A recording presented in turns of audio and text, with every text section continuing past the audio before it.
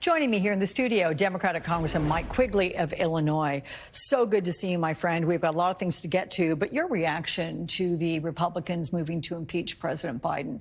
What's your overall reaction to that, and what are the Democratic concerns for it? Yeah, I'm not surprised.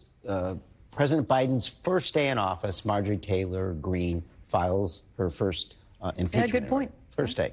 And fast forward to this week, Matt Gaetz says on one day, if you don't file an inquiry forward, I'm going to move forward to vacate you. The next day, the Speaker files for it and announces the inquiry. I don't know where it's going. I don't think they have the votes for it, but it's still a concern. Okay, hang on. Are you saying that this is essentially boiling down to some sort of a feud between Matt Gaetz and Kevin McCarthy? It's not just Matt Gaetz. I think I would have been any one of 12 on the farthest right on the Republican side that would have done this. I think they might have taken turns. And you don't think anything will come of this? The sound and fury signifying nothing, told by the old Shakespeare line, that's what it reminds me of. Yeah. I still think it has real danger here because it How so? Well, it conflicts. What are we trying to do? We're trying to fund the government. And I think if we don't fund the government, if they go forward with an inquiry here with no evidence, I think the biggest problem here is it shows the rest of the world further evidence that we can't govern at a time when we have the largest land war since World War II in Europe. And there are many more threats out there. We're showing the rest of the world we can't govern at a time when we absolutely have to lead the world. Do you think Republicans are willing to go that far, though, take that step of not funding the government and know full well that they will likely be blamed for it, appropriately so? I think you're going to see the same ratio. Look, we passed with bipartisan, bicameral, overwhelming votes a bill to get past the debt ceiling with that deal. Right? Mm-hmm. It gave us the funding levels on what we were trying to pass in the coming weeks. They reneged on that deal again because there's 10 or 12, maybe 20 on this one that say we're not going to support this, and they're threatening the Speaker. Sure, the sword of Damocles is over the Speaker, but he helped put it there. Yeah. UAW strike, we've got the big three being struck against. They're out on the picket lines. Talk about the concerns with that. First of all, do you believe the strike is justified? But do you also worry about the concern on the economy, the way it might drag it down? What's your biggest worry here? Well, to begin with, is it merited? I think the average CEO of the big three automakers, a 40% increase over the last decade. Yeah. UAW workers about 6%. If we're ever going to get to that disparity in this country between poor, middle class, and the very wealthy, we got to start with what the unions can do in sectors like this. Sure, there's a big concern, right? It's not just 300,000 workers here that walked off the jobs. Eventually, that gets to all the supply chain workers who would feed into that.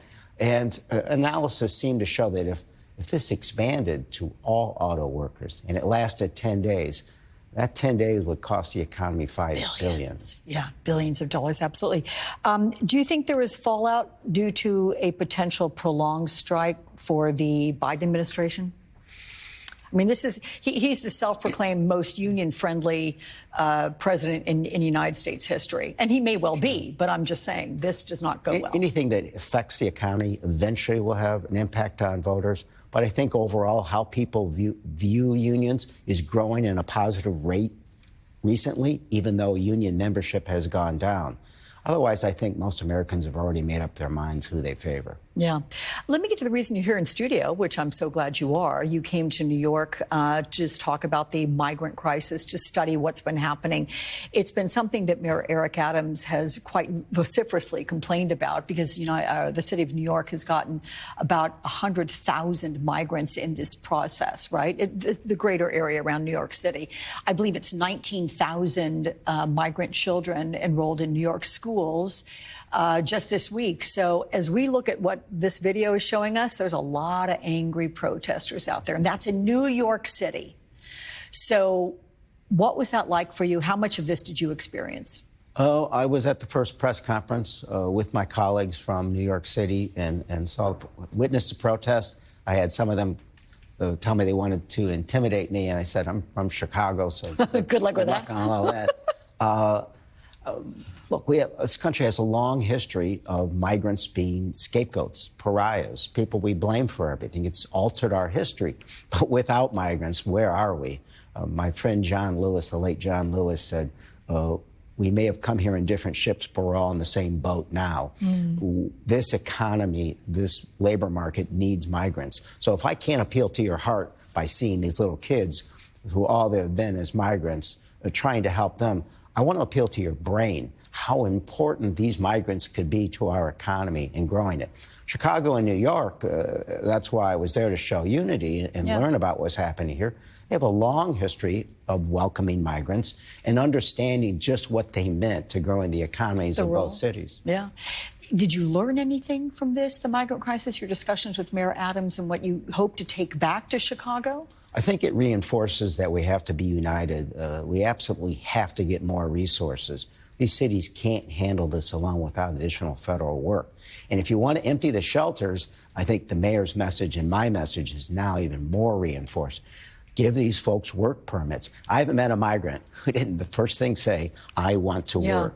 They get it. This is a country that's more than a country. It's an idea to them. It is indeed. I'm so glad to have you here in studio. Here, glad to be here. Give me a quick handshake on the squeeze right there. Good to see you, Representative Mike Quigley.